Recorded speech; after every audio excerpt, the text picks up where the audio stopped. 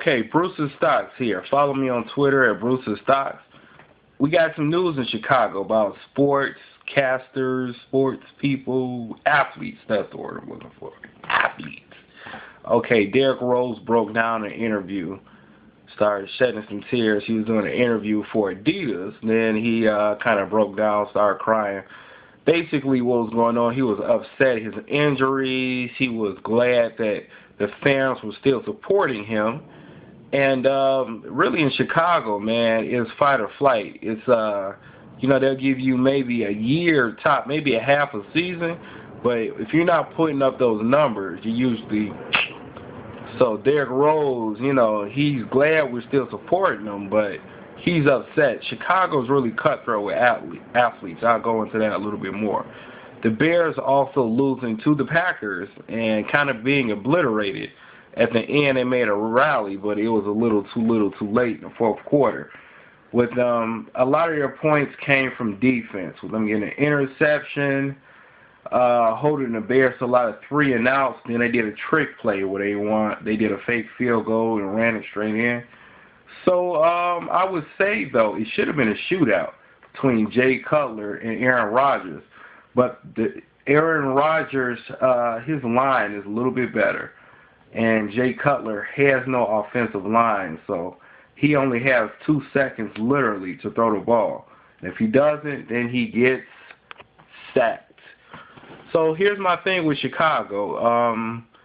Just throughout time, what Chicago does is they will pay one person, one player, and I made a video about this with Derrick Rose about 3 or 4 months ago, why he'll never win the championship.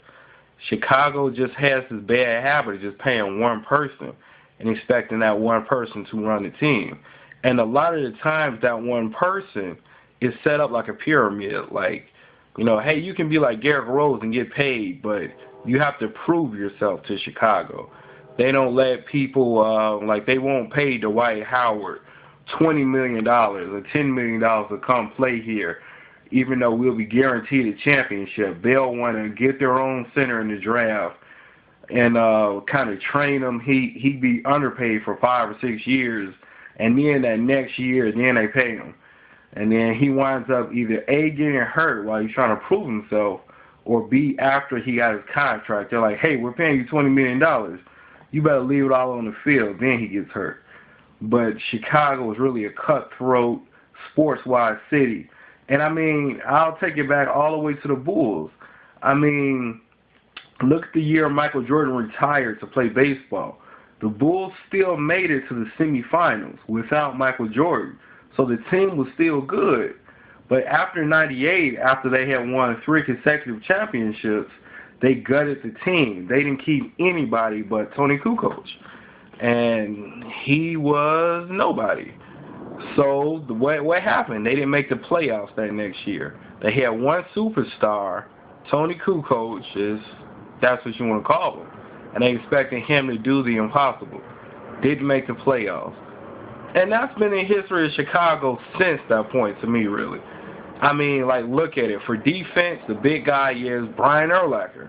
And a lot of people will say, what about Julius Peppers? Yeah, there are other players. Even with the Bulls, you got Luol Deng, or the center, you got Noah. And, yeah, they make the playoffs in the All-Star game, but Luol Deng was supposed to be that savior before Rose came. He was already hurt. And after he got hurt, they redid his contract, and he took a big pay cut. And it's just, in Chicago, they just don't support their player. Even in baseball, it's like that. You have the Cubs that are one of the worst teams statistically over the years in baseball, but they sell out that stadium every year, every game. Cubs games are fun. They do sell out. But they know no matter what happens, people are going to buy Cubby tickets. So they have no incentive to spend another $100 million on a roster. What we need to do in Chicago, stop supporting teams. I hate to say this. I love Derrick Rose, but I hate the management. Michael Jordan is not going to, he wanted to leave, said, okay, you'll pay me, but no Scottie Pippen. You're not even going to pay Phil Jackson? I'm out of here. I'm not going to be at a mediocre team, because he knew people would double team him and triple team him, and he knew he would get hurt. So he wanted to leave on top.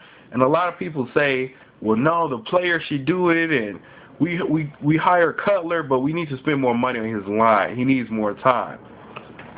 I'll give you an example. Let's look at Tom Brady. Tom Brady has sometimes up to 8 seconds to throw the ball. And in football time, that's a long time. 8 to 10 seconds to throw the ball. Well, he would just stand up, look around in the pocket. All right? That's why when people do the debate against who's the better quarterback, Peyton Manning or Tom Brady, I go with Peyton Manning simply because if you look at his receivers, they're really mediocre. You look at his line, they're really mediocre. Manning gets blitzed a lot more than you think. He's just so good at picking out defenses and knowing what to do. See, my thing with Tom Brady is if you take Tom Brady off of that elite team with his elite line and his elite receivers, you really don't have much of a team. Take away that defense and all of that, and they just play as a unit. And Tom Brady being the star, like, for example, when Brett Favre retired, and they were saying this whole thing, then you had Aaron Rodgers just to come in and then win a Super Bowl. Now, if you put Tom Brady in that scenario, he wouldn't win. He might make the playoffs, but he wouldn't go that far. Peyton Manning, that's another thing. If you put him on Green Bay, you get in the Super Bowl. That's the difference. That's why I say Peyton Manning's the better of the two. Now, the team, obviously, New England's the better team, but the quarterback, Peyton Manning all day. Now, I'm going to do a little trip down memory lane real quick about teams that they had one player, and that player wind up getting hurt. And just like right now, Cutler is playing hurt. He does have some injuries. Remember, he didn't finish last season. Derrick Rose is hurt now because he was a superstar. They put him on his pedestal, and they said, look, you have to do this, you have to do that. They gave him more assignments. They said, we're paying you this money, you have to do X, Y, and Z. Devin Hester, they wanted him to step up, do all this. He's getting hurt. These people, they are like, hey, I deserve more money for these numbers I'm putting up. And then they say, hey, if you want this more money, you got to leave your soul on the field, go play hard. But one person on an assignment can't do that. Julius Peppers is the only person pretty much in the secondary. Okay, Brian Urlacher pretty much is he's the rusher, pretty much the main person that's going in for the blitz and the rush. And you can't do that.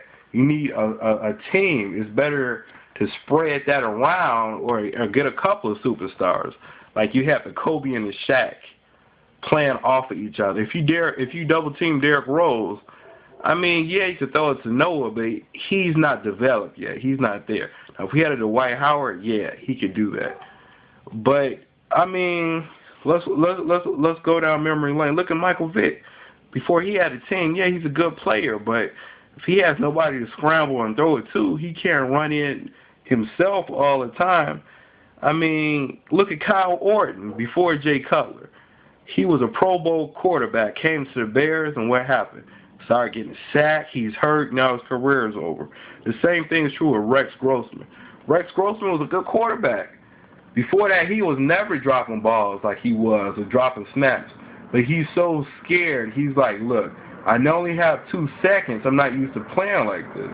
Because you have no line at all. Rex Grossman got him to the Super Bowl. And I mean, because of it, they traded him instead of getting a line. Instead of saying, hey, pay him more money, we'll save some money, get a worse line, pay these guys $100,000 a year, and just get another quarterback. To me, that's not fair. That's crazy. I mean, look at T-Mac. T-Mac, great player, didn't have a team, doesn't have a ring, got hurt. Tim Hardaway always would get hurt.